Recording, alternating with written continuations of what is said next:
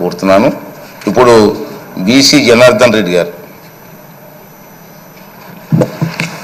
ధన్యవాదాలు అధ్యక్ష, అవకాశం కల్పించినందుకు.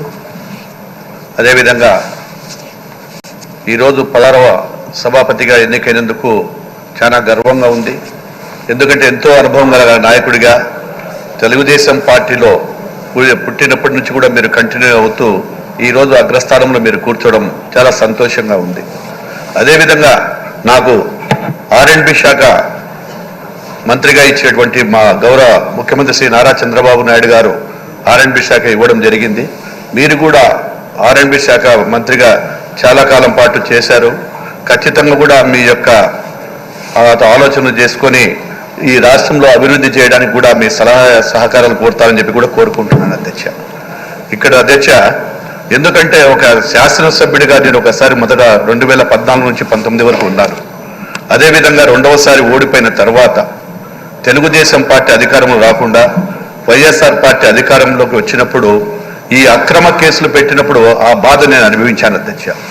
32 రోజులు నన్ను జైల్లో పెట్టి, అది కూడా ఎక్కడో అక్కడ దగ్గరలో ఉన్నటువంటి ఆళ్ళగడ్డనో అక్కడ దగ్గర ఉన్నటువంటి కర్నూలు కాకుండా ఆదోని అనేటువంటి మాకు సంబంధం లేని ప్రాంతానికి తీసుకెళ్లి లోపల పెట్టినప్పుడు ఈ అక్రమ కేసులు తమరి మీద పెట్టినప్పుడు ఏ విధంగా బాధ ఉంటుందో అనుభవించినటువంటి నాకు కూడా తెలుసు అధ్యక్ష.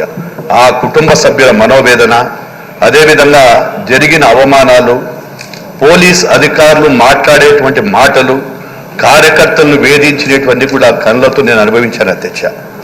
అటువంటిది మీ మీద ఎన్ని అక్రమ కేసులు పెట్టినా, ఎన్ని ఇబ్బందులు వచ్చినా పార్టీకి ఒక సైనికుడిగా ఉన్నారు మీరు. అదేవిధంగా కార్యకర్తలందరూ కూడా వైఎస్ఆర్ పార్టీ వచ్చిన తర్వాత అనేక నియోజకవర్గాలు ఇబ్బందులు పడుతూ ఉంటే అక్కడ మీటింగ్లు పెట్టి కార్యకర్తలకు వారికి ధైర్యం కూడా చెప్పారు అధ్యక్ష. మీరు ధైర్యం చెప్పడమే కాకుండా పోరాడితే పోయేదేముంది, పోరాడుదాము అని చెప్పి అనేక మంది కార్యకర్తలకు నాయకులకు మీరు ఒక స్ఫూర్తిదాతగా నిలిచినటువంటిది నేను కళ్ళతో కానీ చూడడం కానీ జరిగింది అధ్యక్ష.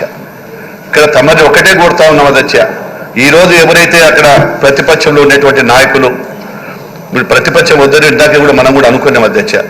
మరి ఆ పోరాటం చేసి ఎన్నో అవమానాలు చేసిన మా నాయకుడిని మాటలు మాట్లాడిన వారు పెరిగి పందలు, కనీసం ఈరోజు వారు గెలిచిన 11 మంది బాధ్యత వారికి సభ జరిగేటప్పుడు ప్రజా సమస్యల మీద కానీ ప్రజల కోరిక ఏదైనా ఉన్నప్పుడు కానీ వారిని వినపడి ఇక్కడ ఉండి మాట్లాడవలసిన బాధ్యత ఉంది. అంటే ఇప్పుడు ప్రజలు కూడా గుర్తిస్తారు అదే లాస్ట్కి మరి ఆ 11 స్థానాలు కూడా పోకుండా పోతాయి అధ్యక్ష. ఎందుకంటే వారికి ఒక బాధ్యత ఎన్నిక ఇచ్చిన తర్వాత వారు కూడా ఇక్కడ ఉండి సభలో మాట్లాడవలసిన అవసరం ఉంటుంది అధ్యక్ష. ఏది ఏమైనప్పటికీ మిమ్మల్ని ఆ స్థానంలో కూర్చోబెట్టినటువంటి ప్రతి ఒక్కరికి కూడా ఈరోజు మిమ్మల్ని గౌరవమైనటువంటి ప్రారంభం చేసినందుకు ప్రతి ఒక్కరికి కూడా ధన్యవాదాలు తెలియజేస్తూ, భవిష్యత్తులో మీ యొక్క ఆదేశాల ప్రకారం మేమందరం కూడా చేస్తామని చెప్పేసి